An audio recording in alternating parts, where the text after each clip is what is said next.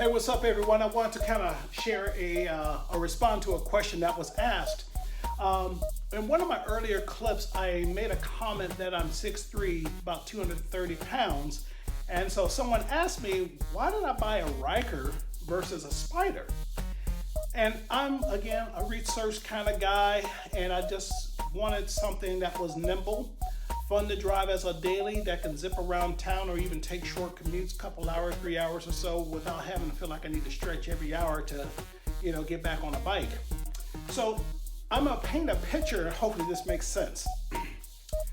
A Spyder, in my world, for me, this is just for me, a Spyder for me is like riding on a gold wing or on a Dynaglide.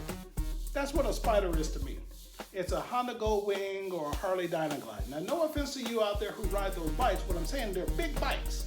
They got power, they got speed, they got comfort, they got everything. But they're big bikes. I like stuff that's a little bit more nimble. And to me, the Ryker specifically is like a CBR 750 or a Sportster by Harley. I like those bikes because they're nimble, they're quick, they're bare bones, they're just cool, fun to drive, very zippy, and just, man, they put a smile on your face. Every single time I get on this bike, I just smile. It's nimble, it's quick, and it's fast. Now don't get me wrong, Spyders have power, but in that low torque, man, I just don't feel it as much as I do on this Ryker. I throw back that throttle, this thing just launches. It's just a fun experience riding this Ryker in comparison to the Spyder. Now, if I'm doing some traveling down into Tennessee to visit my folks or Mississippi or something like that, a Spyder would definitely do the trick because they're built for longer distances, bigger frames, seating, pegs, wheels, everything about those bikes are built for cruiser style riding. I rode some Spyders and they're great bikes. Don't get me wrong, the F3 is just a dope bike, but it just wasn't for me. And here's the other thing. I like the best for less. For under 15 grand, and actually this bike was much cheaper than that, I can get a fully maxed out dope bike. Spyders, a little bit north of that number. And I wasn't prepared to spend 20 grand for what I wanted.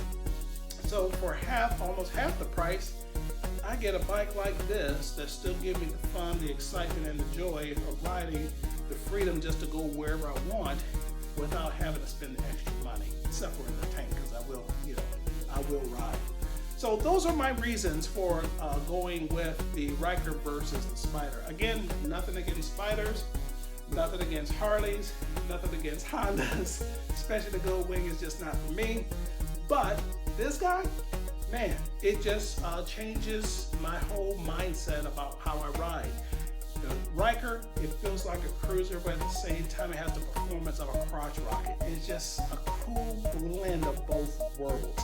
And I think that's probably the number one reason why I bought this bike. It gave me the best of both worlds, the performance of both worlds, and it gives me the longevity. And that's why I ended up with the Ryker.